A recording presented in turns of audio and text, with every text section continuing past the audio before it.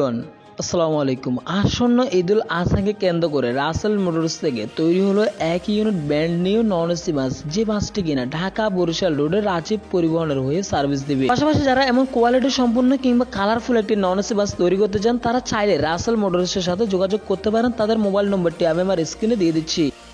তো প্রথমে বাসের সম্পর্কে যদি কথা বলি, তাহলে দেখা যাচ্ছে আশোক লেল্যান্ড 1616 সুপার সিরিজের উপর এই বাসগুলোকে তৈরি করা হয়, যেটা সিরিজ প্রাইস মাত্র 23 লাখ টাকা। চাইলে আপনারা কিস্তিতেও এই সিরিজগুলো নিতে পারেন। যেমনটা আমি আপনাদেরকে বরাবর অন্য ভিডিওগুলোর মতো বলেছিলাম যে দেশের অটোমোবাইলসগুলোর মধ্যে রাসেল মোটরস অন্যতম কিংবা সেরা মানের লাক্সারিয়াস বাসগুলো তারা ম্যাক্সিমাম ক্ষেত্রে কিন্তু নির্মাণ করে থাকে। যার একটুও ব্যতিক্রম হয়নি কিন্তু ঠিক এই বাসটি নির্মাণের ক্ষেত্রেও বাসের কালারফুল বলেন কিংবা আউটলুক, বিশেষ করে ব্যাক সাইডের দিকে যদি লক্ষ্য করেন, তাহলে দেখতে পারবেন যে পুরোপুরি একটি ইউনিক আইডিয়া তারা ব্যাক সাইডে কাজ করেছে, কিংবা ব্যাক সাইডে আমি মনে করি অন্য বাসগুলোর তুলনায় কিন্তু অনেকটা ইউজফুল কিংবা অনেক বেশি অ্যাট্রাকটিভ করবে যাত্রীদের কিংবা সাধারণ বাস লাভারদেরও বলতে পারেন। পাশাপাশি এখানে বাসের যে একটা বডি ফিনিশিং, সেটার দিকেও যদি লক্ষ্য করেন, তাহলে দেখতে পারবেন যে রাসেল মোটরসের দ্বারা যতটুকু সম্ভব ততটুকু তারা কিন্তু পুরোপুরি বাসটিকে কিন্তু ক্লাসিক ভাবে নির্মাণ করার চেষ্টা করেছে। এছাড়াও বাসের ফ্রন্টের দিকে তাকালে আপনারা বুঝতে পারবেন যে পরিবহন সেক্টরে ভিন্ন কিছু নিয়ে আগাচ্ছে তারা। তো চলুন এবার দেখা যাক বাসটির ভিতরের ইন্টেরিয়র পার্টগুলো। বাসের ভিতরের অংশ আপনারা যদি উঠেন, তাহলে দেখতে পারবেন যে হিউজ পরিমাণ একটি লাইটিং সেটআপ, যেটা লাইটিং সেটআপ গুলো আর কি পাশাপাশি এসি বাসগুলোতে করা হয়, সেটি কিন্তু এবার রাসেল মোটরস নন এসি বাসও করে দেখিয়েছে তারা।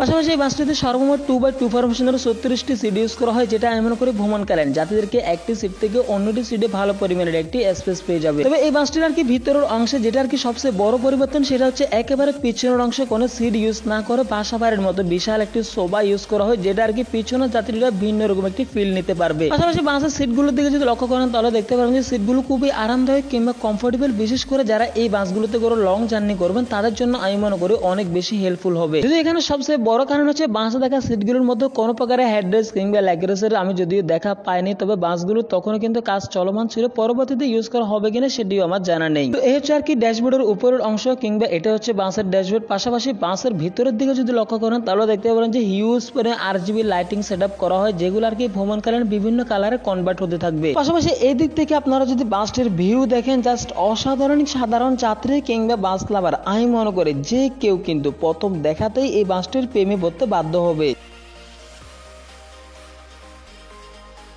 যদি সবকিছুর জন্য প্রশংসার দাবিদার থাকবে অবশ্যই রাসেল মোটরস, যারা কিনা মাত্র 17 লাখ টাকায় এমন একটি ক্লাসিক নন এসি বাস তৈরি করেছে। তো দেশের পরিবহন জগৎ রিলেটিভ যে কোনো তথ্য সবার আগে জানতে অবশ্যই চ্যানেলটি সাবস্ক্রাইব করে পাশে থাকবেন। পাশাপাশি আজকের এই বাসটি সম্পর্কে আপনাদের মতামত শেয়ার করতে পারেন আমাদের ফেসবুকের মাধ্যমে। দেখা হবে নেক্সট অন্য কোনো ভিডিওতে। আল্লাহ হাফেজ।